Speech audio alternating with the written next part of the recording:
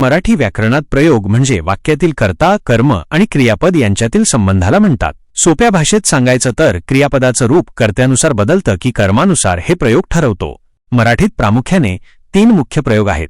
कर्तरी प्रयोग, जेव्हा क्रियापदाचे रूप कर्त्याच्या लिंग, वचन आणि पुरुषानुसार बदलते तेव्हा तो कर्तरी प्रयोग असतो. उदाहरण, तो आंबा खातो. कर्ता तो बदलला की क्रियापद खातो बदलेल, ती आंबा खाते. कर्मणी प्रयोग, जेव्हा क्रियापदाचे रूप कर्माच्या लिंग, वचन आणि पुरुषानुसार बदलते तेव्हा तो कर्मणी प्रयोग असतो.